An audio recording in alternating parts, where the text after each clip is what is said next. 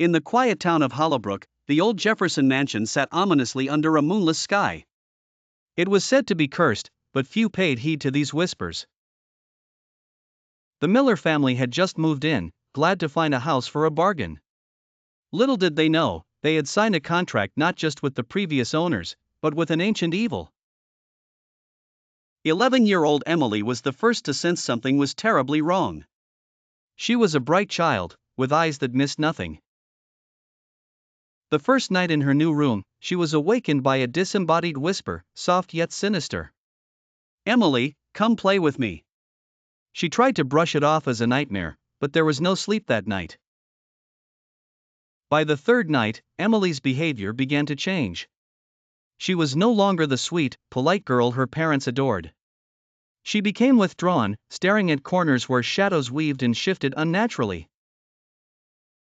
Her once melodic voice grew harsh, uttering strange, guttural sounds that sent chills down her parents' spines. Mrs. Miller found Emily in the attic one evening, speaking in a language no child could know. The air around her crackled with a malevolent energy. Terrified, Mrs. Miller tried to pull her away, but Emily's strength was otherworldly. "Stay out of this, she's mine now," growled from Emily's throat, though it was not her voice. Mr. Miller, desperate and skeptical, called a priest to perform an exorcism.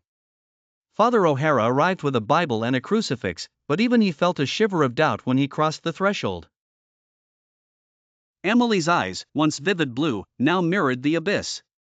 As the ritual began, the house seemed to shudder. Objects flew off shelves, glass shattered, and a cold, oppressive force descended. Emily writhed, her screams echoing with the voices of countless souls. "You cannot save her," the voice mocked, "she belongs to us."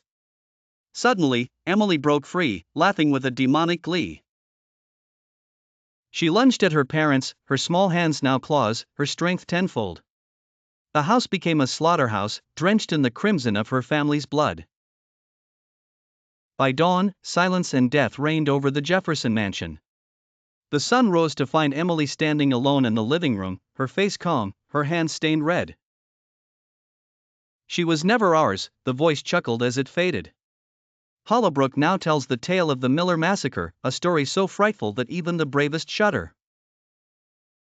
The mansion still stands, forever marked by the evil it harbors, and locals swear they can hear the faint, haunting tune of a little girl humming in the dead of night.